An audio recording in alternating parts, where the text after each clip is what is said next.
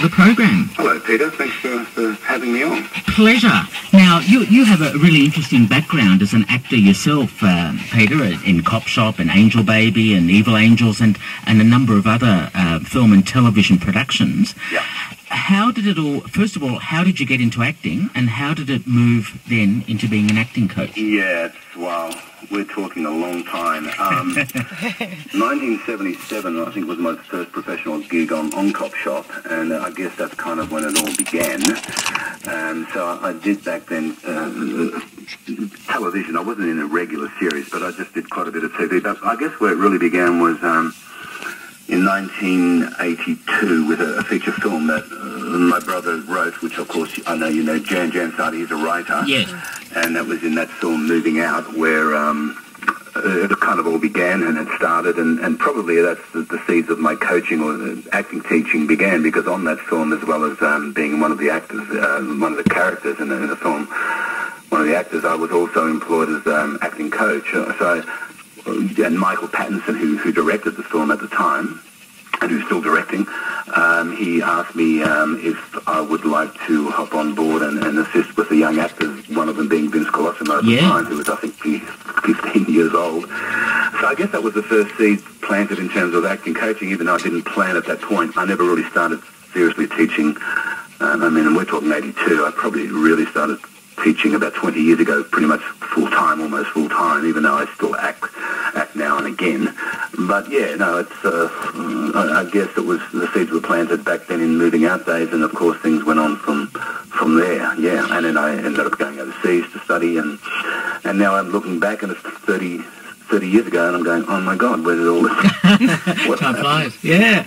Well, let's talk about when you were in LA at the Lee Strasberg School of Acting, or studio. What is it that you're taught about acting? What is it that's so pervasive about his work? Yeah, look, it's the big question, because there are so many schools and approaches to acting and what acting is, and I think, I really do very strongly believe that it's very misunderstood in terms of what it is that actors do. And back then, and it's a long time ago, I studied at the Lee Strasberg Theatre Institute, and there was a particular approach to acting called, as we've all heard by now, the method, the so-called method. Yes. And I don't like to talk about that too much, because everyone has a different take on what the method is.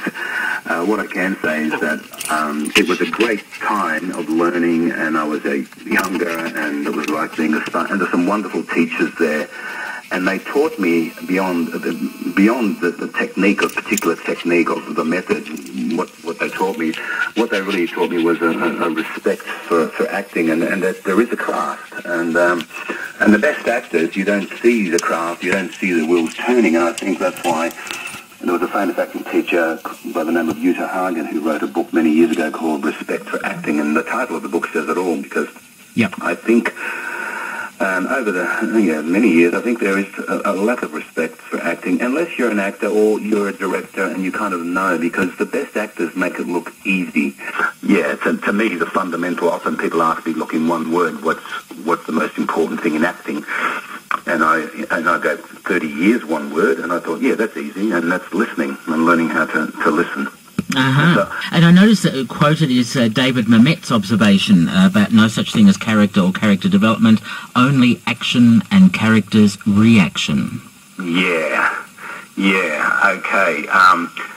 Of course there's such a thing as character. If you look at some of the work I've done, you better believe that of course there's a character up there on the screen, but I think it's more to do with the approach and the way, as an actor, you look at character. And Mamet's take is that basically there's no such thing as character. There's only the actor in action. And so for instance, when I'm teaching acting, I'm up there in front of a class, and I'm not playing teacher or the teacher. What I'm doing is trying to impart knowledge or information, and in my relationship to my students, and with my wanting and to impart certain knowledge out of that action to teach. The character of teacher is born. It's a danger to go in and play the teacher or play the bad guy or play. It's very easy to fall into a certain kind of a caricature. It's very much the actor being involved with his fellow actor in action, and it's in that interaction and the relationship that the character of teacher is born. So, of course, there's character, but as rightly so, as you mentioned, David Mamet in his wonderful book, actors often ask, what's a good book on acting? And I said, look, there's a lot of good books out there, but the first one for me, which is Bible, which I first came in touch with about 10 years ago, was True and False. And the quote that you just mentioned, that's from that book. So yes, of course, there's character, and that's what ends up on the screen. But you, as an actor, you have to be careful that you don't play the character, the bad guy, the good guy. And it's really about the approach and how you approach something. So yeah, when you say this, when I first read that, and I said, no such thing as character. And of course, as you get into the book and you understand what he's actually saying. Yep. Yeah. Okay. Well, let's take this one step further.